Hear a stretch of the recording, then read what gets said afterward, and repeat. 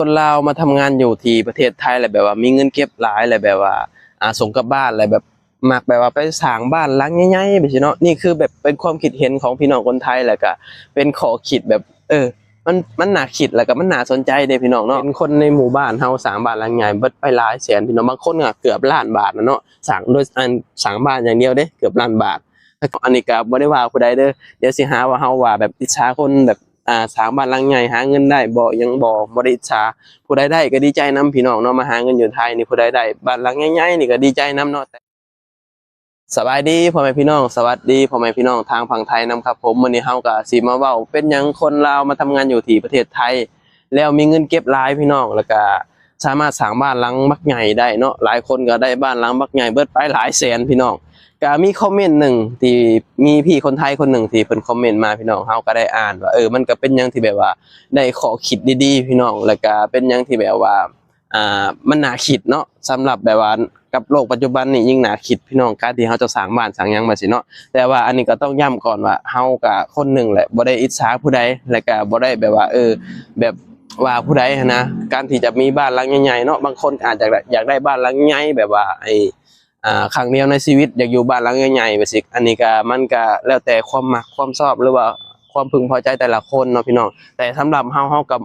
มองไงคือกันกับพี่คนไทยเนาะที่เพิ่นคอมเมนต์มาว่าเป็นหยังต้องสร้างบ้านหลังใหญ่ไปสินะเฮาก็แบบมุมมองเฮาก็มีความคิดว่าคิดแบบนั้นในพี่น้องเพราะว่าเฮาเองเฮาก็บ้านที่เฮาสร้างนี่เฮาถ้าเกิดว่าผู้ใดติดตามเฮาเนาะสิฮู้ว่าบ้านเฮาสร้างนี่เป็นบ้านหลังน้อยเหมือนบ้านสวนแหละพี่น้องเพราะว่าเฮาก็มีความคิดว่าการที่เฮามีบ้านหลังน้อยนี่หรือว่าบ้านหลังใหญ่นี่มันก็บ่ได้แบบว่ามันก็บ่ได้บ่งบอกว่าถ้าเกิดว่าเฮามีบ้านหลังน้อยเฮาสิบ่มีความสุขเฮามีบ้านหลังใหญ่เฮาอาจจะแบบบ่มีความสุขหรือว่าอิหยังก็แล้วแต่เนาะการที่จะมีความสุขนี่มันบ่ได้ขึ้นอยู่กับบ้านกับหยังดอกพี่น้องในส่วนตัวเฮาเนาะอันนี้ก็บ่ได้ว่าผู้ใดเด้อเดี๋ยวสิหาว่าเฮาว่าแบบอิจฉาคนแบบสร้างบ้านหลังใหญ่หาเงินได้บ่ยังบ่ได้อิจฉาผู้ใดได้ก็ดีใจนํพี่น้องเนาะมาหาเงินอยู่ไทยนี่ผู้ใดได้บ้านหลังใหญ่ๆนี่ก็ดีใจนํเนาะแต่ว่าในปัจจุบันนี้เฮาก็ต้องเปลี่ยนความคิดเปลี่ยนแบบหลายสิ่งหลายอย่างพี่น้องคืออันนี้พี่คนไทยเพิ่นคอมเมนต์มาแหละมันก็ความจริงเด้พี่น้องการที่จะแบบว่าเฮามีบ้านหลังใหญ่จังซี่เนาะแน่นอนแหละค่าใช้จ่ายมันค่อนข้างที่จะหลายพี่น้องโดยเฉพาะยุคสมัยนี้ค่าครองชีพหรือว่าค่าที่แบบเฮาเฮ็ดเรือนเฮ็ดหยังนี่มันค่อนข้างที่จะสูงพี่น้องผู้ใดบ่มีเงินแบบว่า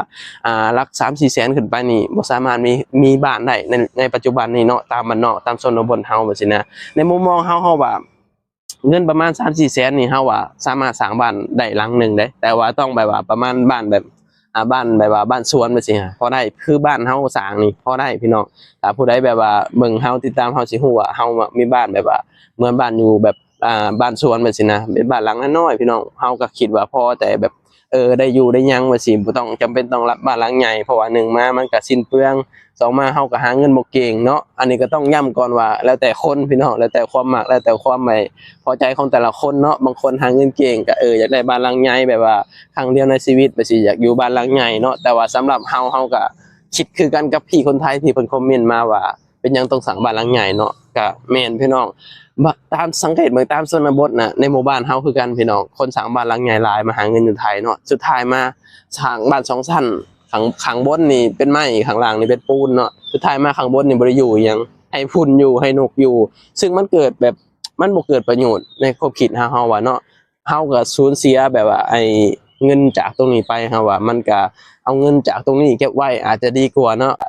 ถ้าเกิดว่าเฮาคิดถึงจุดๆนี้นี่มันก็สิประหยัดไปได้หลายแล้วก็เฮาอาจจะแบบว่าเก็บเงินไว้แบบนี้นะการที่จะสร้างบ้านหลังใหญ่แน่นอนแหละบางคนก็อยากได้บ้านหลังใหญ่แบบอยากอยู่บ้านหลังใหญ่แบบนี้นะมันก็แล้วแต่แบบคนเฮามันก็บ่คือกันคือว่าแหละพี่น้องเนาะบางคนก็หาเงินได้ก็อยากได้บ้านหลังใหญ่แบบอยากอยู่บ้านหลังใหญ่แบบนี้ก็แล้วแต่ว่าถามว่าบ้านหลังใหญ่มันก็ดีบ่มันก็ดีพี่น้องแต่ว่ามันก็สิ้นเปลืองเนาะโดยเฉพาะยุคนี้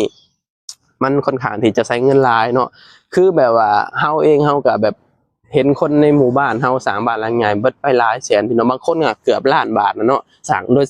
สร้างบ้านอย่างเดียวเด้เกือบล้านบาทถ้าเกิดว่าเฮาแบบว่าตัดเงินจากตรงนี้ไว้เนาะสมมุติว่าเฮาสร้างบ้านจาก500,000เนาะ500,000 บาท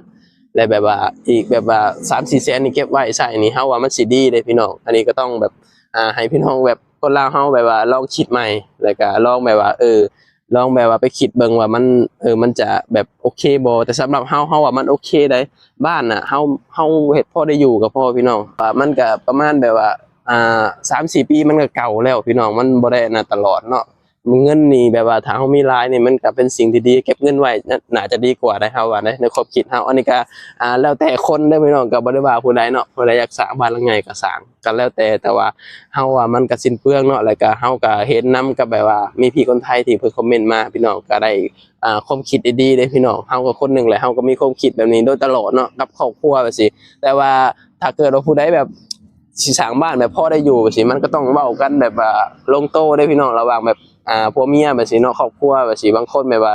เมียอยากได้หลังใหญ่ผัวอยากได้หลังน้อยแบบสิมันจะสิเถียงกันพี่น้องมันลงโต๊ะบ่ได้แล้วมันสิแบบอยู่ยากว่าสินะแต่ว่าเฮากับครอบครัวเฮานี่เฮาคุยกันว่าเฮาอยากได้บ้านหลังส่ำนี้แบบสิบ่ต้องแบบบ้านหลังใหญ่ดอกบ่ต้องหยังมากมายเนาะการที่เฮาจะมีบ้านหลังน้อยหรือหลังใหญ่นี่มันบ่ได้บ่งบอกว่าเฮาจะมีความสุขเนาะบางคนมีบ้านหลังน้อยๆก็มีความสุขได้บางคนมีบ้านหลังใหญ่อาจจะบ่มีความสุขได้มันก็แล้วแต่พี่น้องแล้วแต่จังหวะแล้วแต่ช่วงแล้วแต่หลายสิ่งหลายอย่างพี่น้องมันบ่ได้ตอบมันบ่ได้แบบการันตีให้เฮาฮู้ว่าการเฮามีบ้านหลังใหญ่นี่เฮาสิมีความสุขอิหยังบ่สิได้มันบ่แม่นพี่น้องมันขึ้นอยู่กับแบบว่าหลายสิ่งหลายอย่างเนาะการมีบ้านหลังน้อยหลังใหญ่มันก็มีความสุขกันทั้งนั้นแหละคือในโลกปัจจุบันนี่เฮาแนะนำเนาะสำหรับคนหนุ่มคนสาวหรือว่าคนรุ่นใหม่นี่คำแบบผู้ใดแบบว่าบ่คิดหยังมากมายกับแบบว่าบ้านอยู่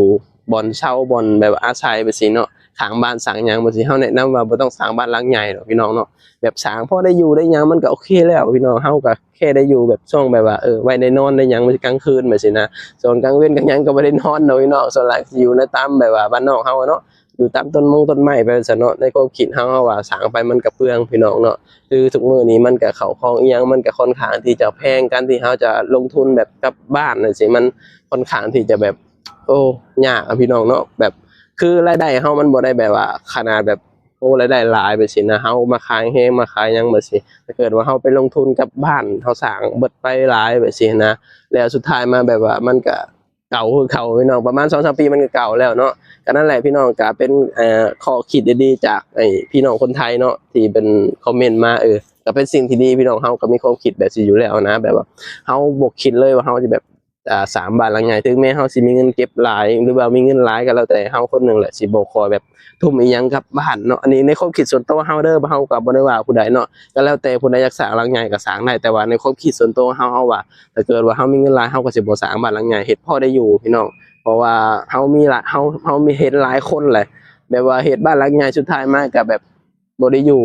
คือแบบว่าอยู่แต่ข้างล่างข้างบนก็บ่ได้อยู่ก็ปาไว้ให้นกปาไว้ให้ฝุ่นอยู่แบบซี้นะซึ่งมันเป็นหยังที่แบบว่ามันบ่ได้ใช้ประโยชน์มันสิ้นเปลืองเฮาเนาะเพราะว่าบวกกับแบบว่าเฮาแบบมาขายแรงแบบซี้นะกว่าเฮาสิได้เงินกว่าเฮาสิแบบเก็บเงินได้มันบ่ง่ายพี่น้องแต่บัดนี้เฮ็ดสร้างบ้านสร้างหยังแล้วบัดนี้ก็ต้องแบบว่าเก็บเงินเมื่อใช้ชีวิตอยู่บ้านอีกแบบซี้นะถ้าเกิดว่าเฮ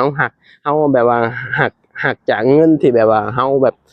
ลงทุนไปเฮ็ดบ้านจังซี่เอาไว้แบบบั้นปลายชีวิตน่าจะดีกว่าได้เฮาว่าในความคิดเฮาเนาะก็คลิปนี้ก็บ่หยังหลายเนาะก็ขอบคุณพี่น้องหลายที่แบบว่าเสียสละเวลาเขามาเบิ่งมาชมตอนนี้เฮาก็สิได้ปิดคลิปแล้วก็สิไปทำงานแล้วพี่น้องเนาะขอบคุณหลายๆเด้อที่เข้ามาเบิ่งมาชมไว้พบกันคลิปหน้า